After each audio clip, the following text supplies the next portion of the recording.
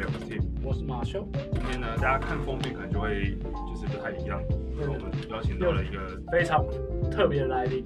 其实你小时候有在看那个吗？就是迪士尼相关的一些。有啊，小时候怎么会没有呢？你最印象深刻的是哪一个 ？Lion King， 狮子王。狮子王。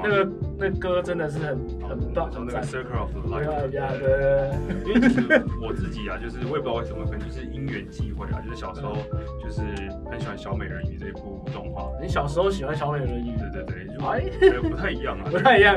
我以为你喜欢一些比较那种粗勇的。粗勇吗？对，像什么可能像那个阿拉丁啊那种，感觉有那种战斗的，有没有？没有那么粗勇，粗勇也没有到很夸张。对，反正就是因为这部动画，它的音乐很好听嘛，我相信我们可能这个节目播出之后，大家就会听到一些回去再看一次，对，回去再看一次，对。那因为今天很开心的可以邀请到就是迪士尼啊，算是因为它的前身是就是一个阿卡贝拉的合唱团，算是官方的合唱团，对。然后这位歌手就是这个合唱团的创始的团员，然后因为他这次来台湾，就是跟这个国立台湾交响乐团吧有合作，就是小美人鱼，刚好就是那个电影音乐会，对。然后他就是在里面当这个歌手，然后我其实就那时候想要试试看运气啦，就是我们既然可以邀请到这样的，对，就是真的是你看小时候这么喜欢，然后长大又就原本想说，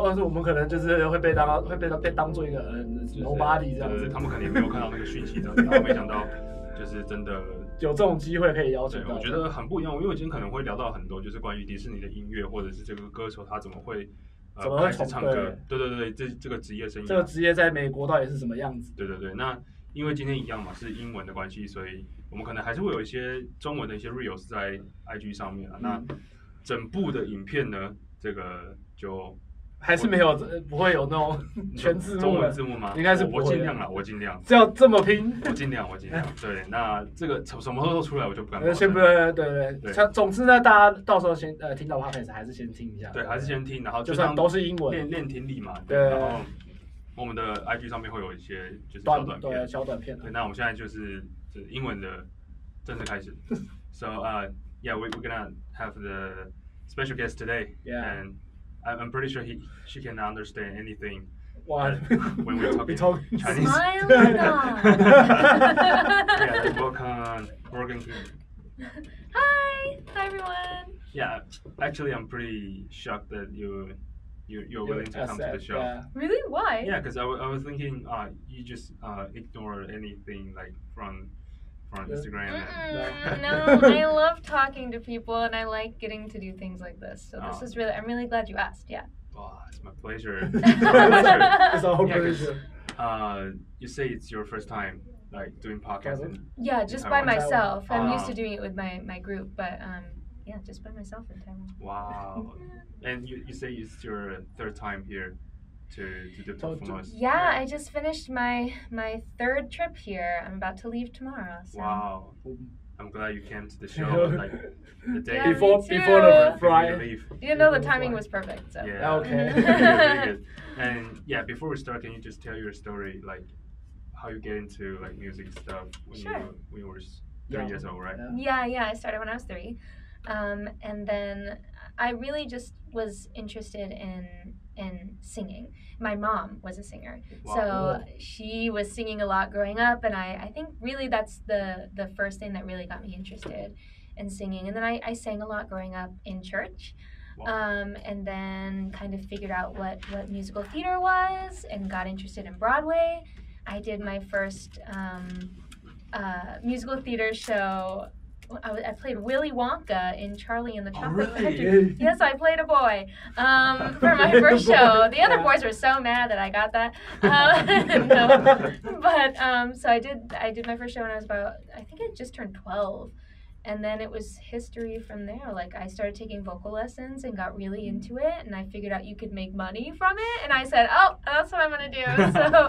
So and then I ended up doing my first big professional job was with Disney.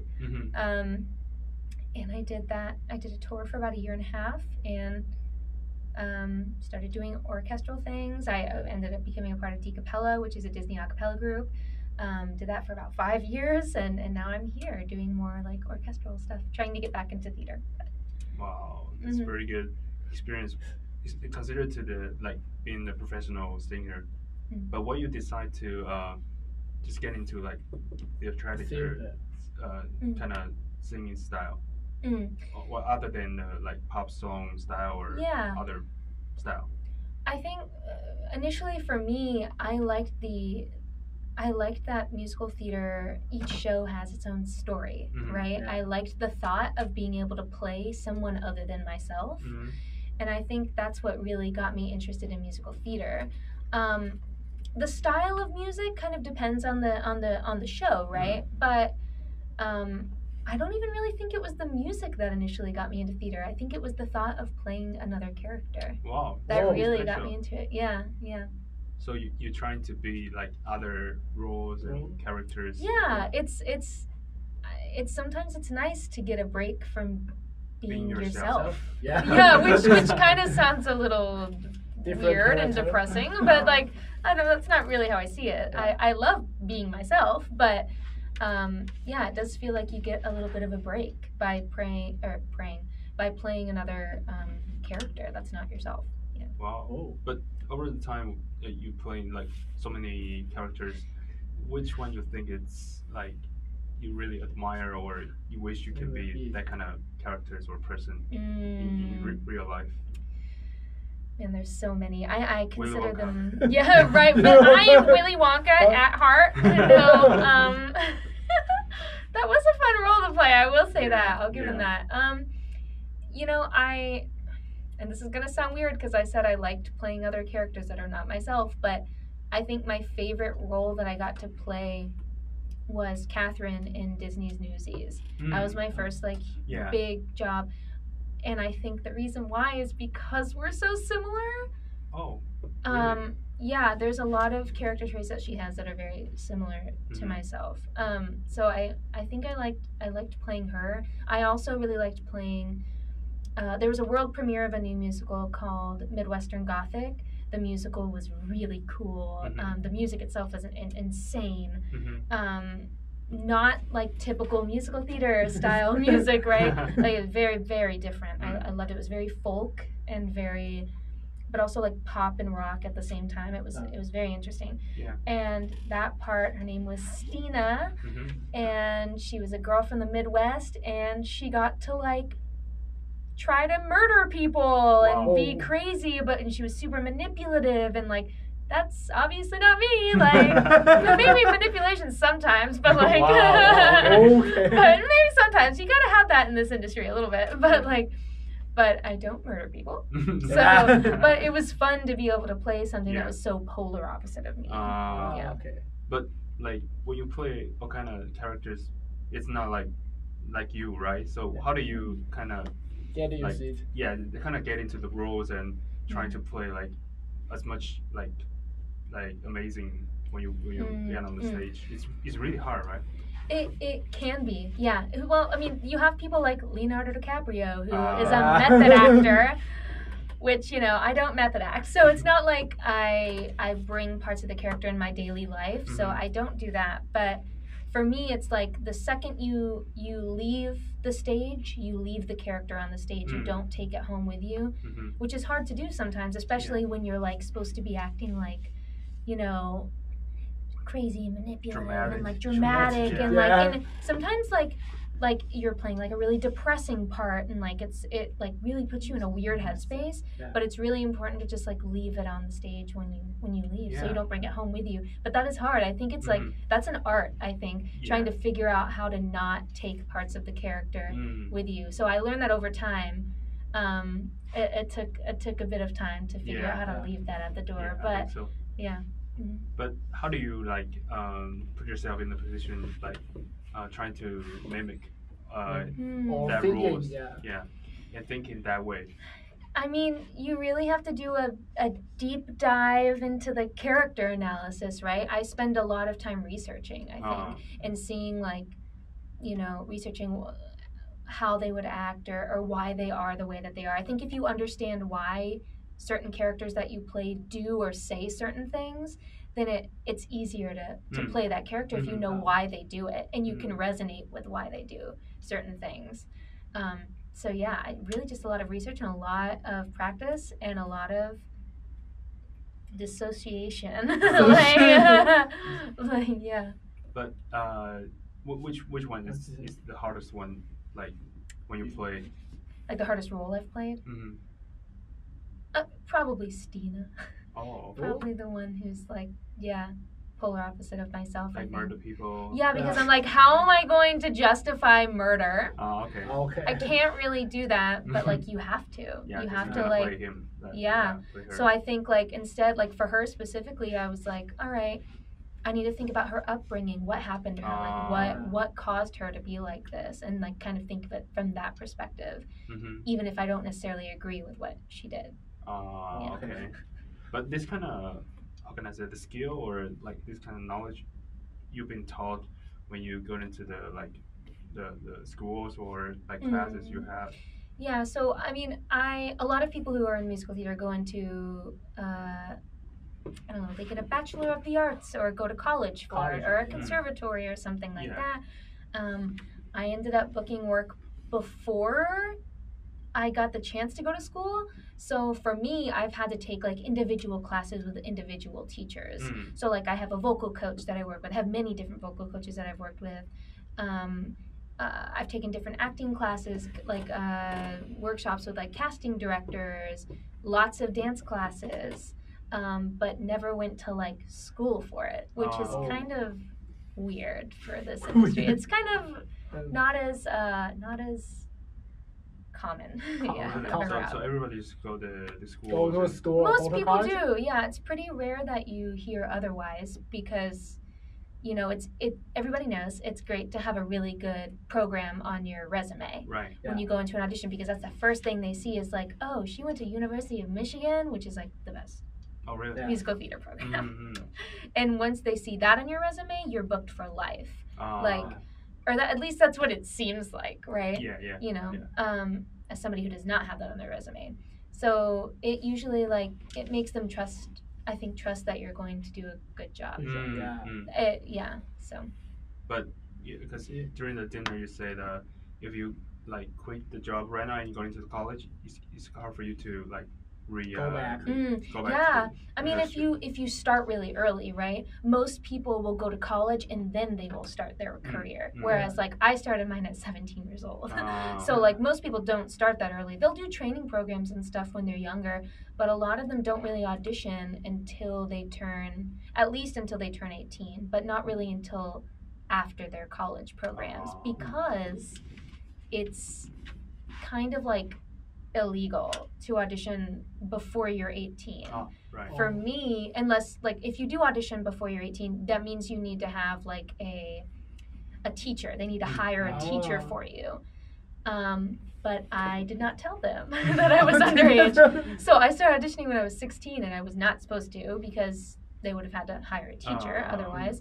But I was doing it for experience. I wasn't necessarily thinking I would book anything, you know, but then I did, and then it just kind of took off from there. So right now you're thinking to go to college, or you just think just continue your career? I don't think I would go for music. I think if I went to college, I would go in for something completely different. Marketing. Maybe marketing. Maybe management. Maybe like artist management. Because I know what it's like to be mismanaged. So, you know, I think that's what I would do. But yeah, definitely not for music, I don't think, because I'm already doing it. And if I take time away from what I'm doing now, it feels impossible to get back into it. It feels like everybody forgets about you, which is kind of a weird way to put it, but that's what it feels like.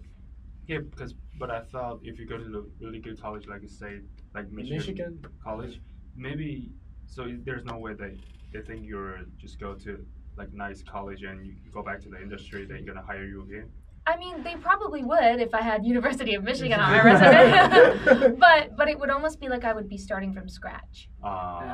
So I have a lot of good credits on my resume. I'd like to keep it that way and keep that as like the important thing. I mean, we'll see. I don't know. You know, I have thought about it. I've thought about going to school for it. For me, like in Taiwan, I think, everyone go to the college. Yeah, I think maybe if you had a really good experience before and you go to college, and maybe the boss or their thing, oh, you just go to college and you had the experience, so we're gonna hire you again. So, but it's not the same in the States. Not quite the same, but not completely different. Like there's definitely a stereotype. Like if I don't have training on my resume, they're way less likely to hire me. But when they look at my resume, they're like, oh, she's done this, and this, and this, so maybe that's okay. But I feel like I'm less likely to be hired if I don't have a good program on my resume. Wow. Okay. Yeah. But you after the audition you had when you were 18, like 17, 18, and you ended up to the capella, right? So like you've been there 4 or 5 years. How was the opportunity come, like the first place? How did it come about? Yeah. So that's an interesting story because it was after I had kind of done my third big theatrical contract, and I had been auditioning and I wasn't booking anything, and it was kind of like a dry spell is what I call it. And it was an audition that came through my agency who submits me for like the bigger projects.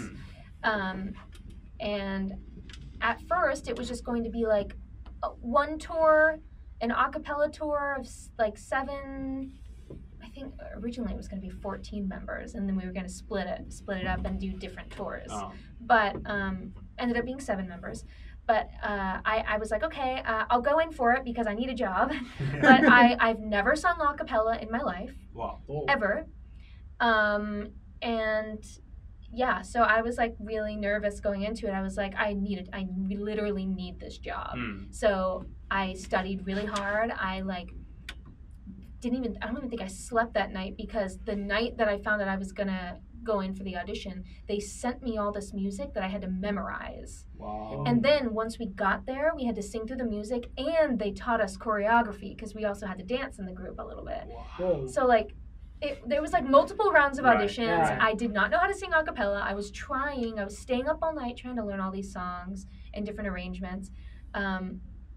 But it ended up working out. You know, I ended up getting it, and I was like, wow, I don't know why I'm here. like I thought I was supposed to do theater, but it ended up turning into, instead of just like a one tour kind of thing, it ended up turning it into us being signed to Walt Disney Records. Right. So we were like signed artists, and I was like, oh, this is not a theatrical tour anymore. This is like, we're an actual group and we're signed to a label. Yeah. So it was really, really weird. It was crazy. It was a really interesting experience. So how was the feeling at the beginning when you decided to like sign with Disney? I was nervous too at first, because I've heard everybody hears stories about people signing with record labels and then like terrible things happening, right? Yeah. But I was like, it's Disney, right? So like I wasn't like that nervous, but like one of the first contracts they had to sign was like a 5-year contract. And I was like, 5 years of my life, I can't do theater. I was like, all right, like I need a job. Yeah. Like it is what it is. And I was excited about it. Like don't get me wrong, that is one of the best things that's ever happened to me in my career. But like I didn't know what I was getting into. I was like, I felt like I was one of the only people who didn't know what they were doing. And then ended up like turning out great, and I ended up being great at a cappella, but like what would have happened if I wasn't? Like it's just like, I think I was very anxious when I first found out that I was going to be a part of it. Everything's like surreal, right? Yeah, it was surreal. Literally the second that we found out that we were like for sure in the group, because they had a boot camp process and everything where we weren't going to know if we didn't even know if we were going to be in the group or not. Once they told us, we immediately started recording our first album. Wow. And within like 2 weeks, it was done. 2 weeks. Yeah. Wow. It's like, so it was like, it's another Disney story. Right? It is kind of like a typical Disney story. You should make a documentary about that. And they were supposed to. Hey, what happened with that? Disney, you should do that. Literally, I know they have some crazy footage of us too. So I'm like, release it. I'm like, it was so. Yeah, it was really a crazy surreal experience. You'd be nice to make it like a documentary and or everybody can or Netflix know, series. Yeah. Right? Yeah. Everybody can know the story behind the capella. I think that would be so cool. Yeah. But I'm sure like Disney, I mean, as a company, like I'm sure there's some things that like they might not want to share about it. So like I think there's a lot that goes into that. Or so Netflix should do that. Netflix. Right? Yeah. I think they were gonna put it on Disney Plus, but that would have been cool too. So yeah, so we're gonna do the show here. Yeah. So, yeah. So how was the life looks like when you joined the group with Disney? I think everybody wants to know. Yeah. Work for Disney. Yeah. So I mean, I've worked for multiple different parts of the Disney company now, so I kind of have a good idea of how different each section of the company is. Like Disney Theatrical is completely different than Disney Music Group, and Disney Concerts is totally different. Like it's a totally separate thing. But like when I was in Decapella specifically, I think our schedule would change a lot. We were kind of not contractually on call, but we were on call. Like if there was something that came up, they expected us to be ready to go and fly off to whatever country we were going to be in to do it. So like it was really crazy. It was like we never really knew what our schedule was going to be past like a month. You'll always be ready. Yeah. So and it was also kind of weird too, because like I wasn't really able to like plan my life out, right? Like I didn't really know what my next couple of months were going to look like. It just kind of like it would happen when it happened, and we'd have to take the opportunity and just go and do it. So it was kind of it was exciting, and it was also kind of like a little stressful, right? Like because it was like, okay, I don't really know what my life is gonna look like in the next couple of months. I'm sure we're doing something, right? But like I don't know what it's gonna be. Or like if something big came up and it would be on the calendar and it got canceled, like everybody would get upset, and like so like. It was just, it was a roller coaster of emotions, definitely being a part of that group. Every year was like a different vibe too, because it would, I don't know, we were forming a group, right? They're like it was Walt Disney Records' first group. So that was their first time promoting a group like us. So it was, everybody was learning a lot along the way, I think. But is it no more like, pretty sure if you have a concert or show, they must like be ready for like a couple of months ago. But they just let you know like a month before, right? Yeah. So I mean, it would depend on the type of thing that they wanted us to do. We did a lot of things that were like press things, like press events, and like maybe not press events, but like we would be a part of events. So like Disney had this like Star Wars con kind of thing, like a Comic-Con type of thing, but for Star Wars. So we were like a guest performer there. We were a guest performer on American Idol, which is like a huge show in the US. So we did a bunch of random things like that. We were on like TV shows, just promoting, just to try to get our name out there and like who we were and what we did. So a lot of that stuff was like that. If we had a tour, typically we knew like a couple months in advance at the very least, right? So we could kind of schedule our lives around that. Right. But yeah, it was really all over the place. We were all over the place. Wow. Yeah, we never really knew what our life was gonna look like, which is again exciting, but also like very, like fortune cookies. Like, okay, kind of. Yeah. You never really knew it was gonna happen. But which like places you've been to is like impressed you a lot, like during the time period? I mean, we went to Japan. We spent a lot of time in Japan, which I loved. Because they have Disney. Yeah, and we did a lot of stuff in collaboration with the parks there, which was really fun. So yeah, we did a lot of stuff there, a couple of tours there as well. An interesting place that we went was Dubai. Whoa. We had launched the Disney Plus app in Dubai, so because the US had it before then. And then we had launched it there. It was like a big launch ceremony. It was crazy. There's tons of people there. I think that was probably like the craziest place that I've been. It's a really interesting place.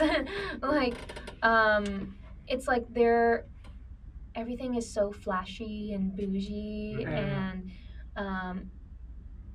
but also like you would feel like there would be more people there, but there wasn't. Like at least maybe not during the time we were going, because I think COVID was still kind of kind of a thing there. Not really, but kind of. So yeah, that was a weird experience. But I liked getting to like, you know, launch the app there and everything. But it was a weird place. You would think there'd be so many more people there. Like I went to the mall to go shopping, and it was like all the luxury stores, and it was so gorgeous, and like, and I was like, I thought there would have been way more people here. There's just not a lot of people there. Maybe you can consider yourself like VVIP. Maybe that's kind of what it felt like. Yeah, that was a really interesting experience. But where you have like bad experience when you go travel to different places? Honestly, the worst experiences I've had have been in the U.S. Like different US? States in the U.S. Yeah. Which part of which state? Well, like we toured most of the states. In the U.S. I think really like there's just a lot of places that are boring. Like Mobile, Alabama was one of them. My family lives in Alabama, so sorry. But like this specific part of Alabama is just very boring. Okay. Wisconsin was great because there's cheese curds and those are popular, but like boring. Like Nebraska, boring. Like to me, I mean, I'm sure like the people that grow up in those places are like, this is the best place ever, and no place is better than this. Yeah. Which of course it's your hometown, right? But I don't feel that way. So probably just like places in the U.S. because anywhere outside of the U.S. is interesting to me. You know, because it's not where I'm from. Yeah. You're not used to all the culture or food. Yeah. And like if I do have a bad experience, I forget about it pretty quick anyway. So like. But just over like you've been Decapella for 5 years, but it ended up like shut down like because the COVID or because they're not like get money, right? So that's why. It was really good. We didn't really know what was gonna happen, right? I don't think. I mean. Not just performers, but like everyone was like, what's gonna happen? Like, do we all have our jobs still? Like, how is this gonna work? And then we ended up finding a way to work around it.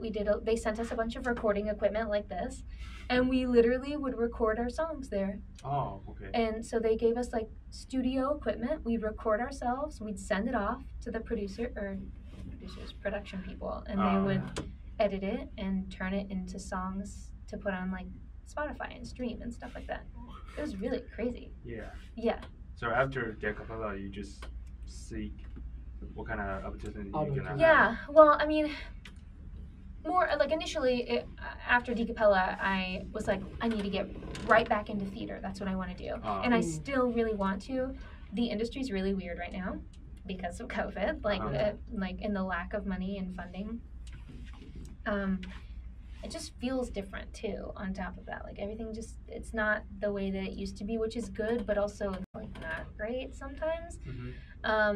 It's like I want to do theater. I really want to. That's always been the number one thing that I've wanted to do, but it just hasn't been working out recently. So I'm giving myself a few more years to go for it, and if it doesn't work, it doesn't work. I'm just gonna like stick with doing like singing with orchestras because this has been really great for me and been something that I needed too. Like after Decapella, I was like, what am I gonna do? And then this ended up popping up, like my first orchestra job in Taiwan, and I was like, this is like the perfect timing. I've never done this before. Like it's exciting. I keep doing things like I'm not trained to do, but like I've figured out how to do it now, and I really have fallen in love with it. But so how Taiwan like contact with you like at the first place? What's the opportunity like the first opportunity here? Well, first off, Taiwan was definitely a culture shock, right? Like just being here, right? I'd never been here ever before. It was my first time. It was also my first time working with an orchestra. first time singing a couple of those songs live before. Like, I was in a Disney group, so I've pretty much sang the entire Disney catalog at this point. Yeah. But there was a couple we didn't get to sing, and I got to sing those on my first job here in Taiwan. But yeah, I was really surprised at how like welcoming everybody was, and the people that came to see the show were just like really great and received me well, and that's why I want to keep coming back here. I like the people. I love the audiences specifically. It feels very comfortable to be here. Mm-hmm. Yeah. How was the feeling work with orchestra? Because compared to other form of like singing is different, right? Very, very, very, very different. But honestly, it didn't take that long for me to just kind of figure it out. You know, I think it was kind of hard at first because, you know, when you're not on stage and we were just rehearsing off stage, like it's kind of hard to hear things correctly, and you know, rehearsal's just different, you know, than it is on stage. But the first time I got on stage, it like just clicked. You know, I feel like with me, like I get nervous prior to a show or something like that, especially if I haven't done something before. But then when I get on stage, like I immediately like calm down. I think that's like one of the reasons why I can be a performer. I think is because I'm more calm singing on a stage in front of thousands of people than like meeting someone new for the first time. Do you know what I mean? You mean right now here doing podcasts? Yes, I get nervous. No, I mean now I'm fine. But yeah, I've always felt most comfortable on a stage. And for me, like, doesn't matter if I'm doing musical theater, if I'm singing with orchestras, if I'm writing and making my own music, like as long as I'm singing, I'm happy. I don't care what kind of singing it is. So you kind of get used to this kind of performing style. Yeah. And if this is like what my career kind of ends up going more into, will be perfectly happy. Yeah. That's fine with me. And Marshall, you have the question about being here in Taiwan, right? Yeah. This is about third time you come to Taiwan. Yeah. Yeah. So, what kind of thing in Taiwan have left a particularly deep impression for you in Taiwan? Yeah. Many things. First off, the food. The food is incredible. It's really good. Yeah, and I've tried a lot of things. I've also been forced to try a lot of things. Stinky tofu. Stinky tofu.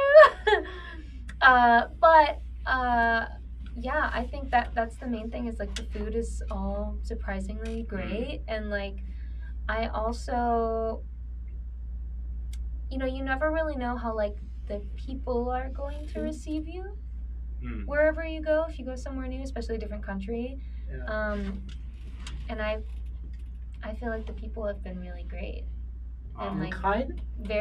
To me, yeah. Unless like I don't know, maybe they're saying something behind my back. I don't know, but like I wouldn't know. So to me, everyone's been very nice. Taiwanese people always show the kindness about the people, so you probably some foreigners not get used to it. Oh, really? Just too good. Too good. So they're thinking it's too good. It's too good. Oh. Like, wait, what do you mean? Like, what's too good for them? Sometimes they ask about your have you eat breakfast or something like that. Oh, like they're very attentive. Yeah. Yeah, that is a little interesting. Yeah, that's why. That's something that I've noticed. No, so like the hotel that I'm staying at right now, and all the other hotels I've stayed at as well, they are very attentive. Like they know who I am, and they're making sure that like, you know, if I need anything that they'll, you know, and it is kind of weird. It's like sometimes I feel like, oh, do I deserve that? Like that makes me feel like really good, but also like you don't have to do anything for me. Like stop. Like so yeah. That I guess that's one thing to kind of get used to, and I'm still not used to that. Still Still not used to that at all. Yeah, because I feel like the U.S. is like a fend for yourself kind of place. Yeah. Like nobody really. All the things you do you by yourself. cares. Yeah, kind of. Yeah, I do at least. It's just like a culture shock. Yeah. In Taiwan. Yeah, but not a bad one. Not bad one. Not a bad one. Because there can be instances where that it is kind of like. So you have been here 3 times. You probably didn't get used to it. Not quite yet. Almost. Almost. I'm getting there. And my assumption is that I will come back a few more times. Yeah. Maybe 4 times, 5 times. Maybe 10, 20. So that, I'm putting it into the universe. 20. Till that time, you can eat sticking to food. Again? Again? No. Oh no. It's not. It's not. I'll keep trying it until I like it. It's hard. I think that is another question. What are something in Taiwan have left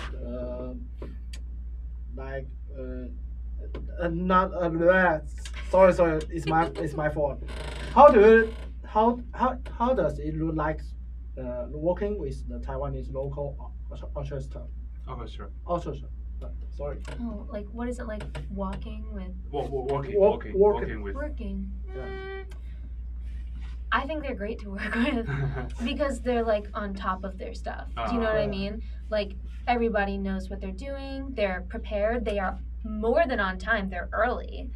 You know, and that to me, that's my love language. Being early, specifically for work. Anything else, I don't care. Work, like to me, like it's just very important for me to like be on time, be early. I've always been like, if you're on time, you're late. Like that's kind of been my thing for work specifically. So like I really appreciate that. Like everything's very prompt and like everyone is like, you know, for a rehearsal you would think there'd be some like mishaps. No, like everyone here does not make mistakes. Or if they do, it's like so small and they fix it the next time. So like the work ethic here is really impressive. Wow. Yeah, so that's definitely left an impression on me. It's very high praise. High praise. Yeah. Then it's not gonna happen in basketball in Taiwan. No. Talk about it. That's a different culture, you know. Basketball's different. They are not understand. Like, they are not good at English, so it's okay. Talk about that. Compared to the past 2 times in Taiwan, what kind of this time you feel different about past 2 times? I mean, each time has been a little different, right? Like, I mean, the first time was really like shocking, right? Being in a new country and like trying to figure my way around and like different phrases I can say. Like, I learned how to say thank you, and like things like that. So that was really crazy. And also, like, it was my first time working with an orchestra, so I was like a little stressed out, right? So I was like, I need to make a good impression on them so they'll hire me again, right? That they'll bring me back. So it was really just kind of like the first time, even the second time was kind of like that as well. Like I felt a little bit more relaxed the second one, but this one felt a little bit more like comfortable to me because I knew the people that I was working with, right? Like I knew the area. I mean, I hadn't been to Kaohsiung. That was the first time I had been there. So very hot there. But the audience was great there. So that made up for it. But yeah, so I think this felt more relaxing to me on this trip. Yeah. It was more laid back. But this is your first time work with NTSO or? Yes. I've worked with, now I've worked with 3 totally different orchestras. Oh, okay. Yeah, so, and I always, sometimes I get it mixed up which one's which is terrible, really bad quality of mine. But they've all been incredible. Like, so 3 times 3 different orchestras. Yeah, which is kind of weird. I thought it would be like, it'd be working with the same one every time. I think this type of like orchestra and movie like soundtrack kind of combined together. It's more popular recent years. How do you see this kind of performance? Is it common when you're in the States or? Yeah, it is popular, like doing the like film to concert kind of things. I mean, especially Disney, right? Yeah. Like that's popular anywhere. But I do think that kind of stuff tends to be more of like a big deal outside of the States. Like it's definitely still popular, and they'll sell out shows in the U.S. But I think the U.S. is more into like Broadway type shows. Okay. Like that's more the style of show that they tend to like. I think I feel bad. I'm speaking for all of the people in the United States of America. I don't know if you should listen to me on that, but like from what it seems like they're more into like full length shows, not just like orchestra. I think there's 2 points where. I think one thing is they're pretty smart because in Taiwan, I think orchestra is more like it's a niche market, and they wanted to like let more people to know this kind of performance. So they utilize movie to get more like audience. And the other thing is, I think they just kind of trying to use this kind of type of music to like absorb more people to get into the industry.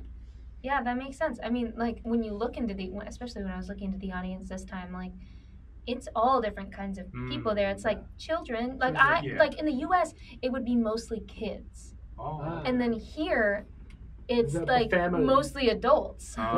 You know, and then some kids mixed in, of course. But like, and they're adorable. Some of them have like little princess costumes on, and they dress up for it. It's really cute. But in the U.S., it's more of like you bring your kids to it. Here, I'll just see like couples or like adults like by themselves just coming like so it's more and I like that. I like that it's kind of more of like a family thing. It doesn't just have to be a kids show here. I like that. Yeah, because before I know that they do a lot of like Star Wars, Harry Potter stuff that with this kind of performance, but I think recently they have like Frozen, different topics. Little Mermaid. Different genres. I like it, and Disney's like everybody likes Disney to some degree, but I right? doubt, I doubt that kids in this generation still like watch Disney or maybe they tend to be more like cartoon, like Japanese cartoon or. Like anime type thing. That seems kind to of be thing, more of the trend. So you can see the couples because they grew up with Disney story. So that's why. But nostalgic. But there's one thing I wanted to ask you because like growing up, I still like the Phantom of the Opera, Cats, what kind of opera stuff. But what's the difference when you get into like this kind of career and compared to? Pretty sure you listen to different pop song or different type of song. What's the secret and what's the main differences like between those? Between all of it. Yeah. Man, I mean, really, like it just comes down to like the style that you sing in, right? Like, some people, and I said this earlier, like most people train to do one thing. Nowadays in the industry, it's kind of like sought after that you're like good at everything, which is really hard to do. Everything is meant to do. And because like now a lot like you see like a lot of musical theater shows that are coming out are all pop music or like so, but you still have to sing in a musical theater style. So it's like, you have to just kind of know how to do it all. So I think it's kind of more difficult in that way. I'm lucky because like. I grew up loving country music and pop music, and I listened to R&B, and like I loved everything. So like thankfully growing up, all of that music was accessible to me, and I loved all of it. So for me, I like singing in all genres, and I don't want to ever like pigeonhole myself or go to just like one genre and just be really good at that. I want to be really good at all of them.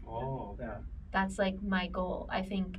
As a human, like literally just like as for like my career, like I want to make sure that I'm good at doing every single genre, so I can be, useful doing all different types of projects, because I don't just want to do one thing my whole life. That's the reason you got a chance to perform. I think so. So. But So, yeah. so what's the plan for like in the future? Like you had a chance to work with another orchestra, right? Yes, coming up, I'll be in the U.S. There's like a Broadway. It's called Broadway in Chicago. It's basically has all of the national tours, like the Broadway shows that tour around the U.S. They all do performances on these on this one or like I think it's just on one day, and they'll all come and do performances. So my next thing will be singing for the upcoming Beauty and the Beast national tour. Wow. I'm not in it. I would love to be, but I'm like advertising for the show. So I'll be singing Beauty and the Beast with the orchestra. Wow, like the whole state. Whole orchestra. Yeah. Well, no, just in Chicago. But it's in promotion for the national tour, which is going all over the states. Oh, okay. Yeah, so it's kind of just like a big event saying, hey, this show is coming to this city and it's going to other cities near you, kind of thing. So it's like promotion for it. But so that's the next thing coming up, and then crossing my fingers to come back to Taiwan. Yeah, but once you start work with the orchestra in Chicago, is there any chance to like go back to Taiwan or? Other opportunity? Yeah, because it's just like a one-off thing. It's just like a gig, you know. So like it's not like I have a contract with them or anything. Or I might, but it's like just for like one day, you know. Okay. And then we'll just see what happens. I'm kind of just like I just kind of wait to see what happens, and I'll reach out to people and see like, hey, do you have any opportunities that I could do? Okay. Like I'm big on just reaching out and asking, and you know, thankfully that's worked for me so far. But yeah, just kind of waiting around for the next thing, and then I'll go in for auditions for musical theater as well. But this is kind of like an off season, so it won't really start again until like January of next year. Will be like the next big season. Do you have any like models or like admire singers? Singer or actor? I mean, there's a lot of people that I like. I think it goes by genre though. Like I love Sutton Foster, and like she's like my favorite musical theater person. And then like I have like pop artists that I like. Like I have like individual artists that I really like. Like I love Sabrina Carpenter before she was famous. I loved her before she got big. It depends on the because I like so many things. It's not like I have like one role model for all of it. I wish that I did, but like nobody really does that. So I don't know. Maybe I can be that for someone one day if I do all of it. If I end up doing all of it. Yeah, because it's rare to see like one singer can do like all of the different type of music. Yeah, it's almost in a way I feel like sometimes looked down upon too, because it's like, well, just like pick one. Yeah. Pick one and get really good at it, and like be the best at it. Yeah. But like in my opinion, you can be the best at everything. Wow. You just have to like work your butt off. And I'm willing to put in the work, so we'll see. I don't know. You work hard and get it. Yeah. Yeah, I just follow what like makes me happy and fulfills me. You know, so that's what's most important to me. As long as I feel fulfilled and I feel like I have a purpose here, like I'll do whatever that is. Yeah. Is there any like characters you wanted to play but you haven't had a chance yes. to play before? Yes. So there's a musical called Six, the musical. I've been in the in the audition process multiple times. I've gotten like fairly close to getting the role that I wanted. Her name is Jane Seymour, one of King Henry's wives. So that's kind of what it's about, but it's like a pop rock. Well, actually, there's all different styles of music in it. Yeah. So her character sings more like Adele style music, or like Sia, like stuff like that. It's like very powerful voice. And I love that type of music. Wow. I love ballads. Which is like not as popular in the United States, right? Like that's not like as big of a thing. Like ballads are kind of boring, but like to me, that's one of my favorite types. Like I love Celine Dion. I love Whitney Houston. Like all like the big like really powerful. Powerful artist. So that, like, I sing, there's multiple Celine Dion songs that I sing before I go on stage every night to, like, warm up. Oh, really? I'll sing, like, Celine Dion songs. Like, all by myself. All by myself. So yeah, I like admire people like them because I just feel like they're just so good at what they do. Top model. The top of the top. Yeah, I guess I look up to people who are like the best at what they do. You know, because like for me that's like something to learn from, right? Like I want to learn from the best of the best, and that's who I look up to. Wow.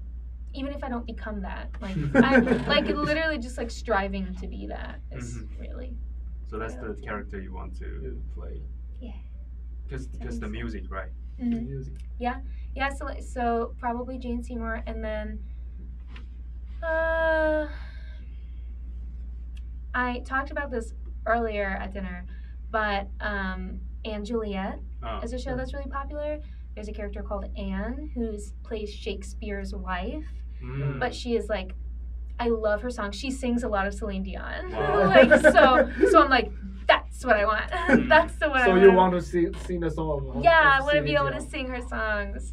So like, yeah, that's also like another kind of dream role that I've gotten. Like I feel like I've gotten kind of close, but hasn't happened yet. But yeah, except for the song, but when you read the story, what kind of character you want to play, like. You know, I tend to go towards wanting to play darker characters. Wow. Like when people like see me or look at my resume, they're like, "Oh, like Disney princess stuff is like the kind of stuff." Yeah. No, that's not what I want to play. Will I? Absolutely, and I have a great time doing it. But like, I like playing the darker, more like depressing. Wow. Characters. Being the bad guy? No, yeah, the bad guy. Yeah. Sometimes, like, I like playing parts like that because I think it goes down to like, I like doing and playing. I like playing characters that are nothing like myself as well. Yeah. So like that, I think it's fun to play like darker, kind of scary. Darth Vader. Darth Vader. Why not? I'm your next Darth Vader. But I don't know. I don't think I'll be in Star Wars anytime soon. but maybe. Yeah. Like, so that's the kind of stuff that I like playing is because, I think it's really because people don't see me as that and I don't like it. So I want to be seen as that as well. Like I want to be seen as somebody who can play everything. Wow. So sing. Which like is sing, kind of a little like, far of a reach, but like. Yeah, I think this is very consistent. Like, when you talk about your like singing skills, like you wanted to sing all kind of music type, and also you wanted to play like all type the characters. Yeah, I mean I definitely have preferences, but like I try not to like. And also you wanted to prove those like they don't think you can play those characters. Yeah, sometimes I do. Yeah, like and I mean that's not why I do what I do, but like.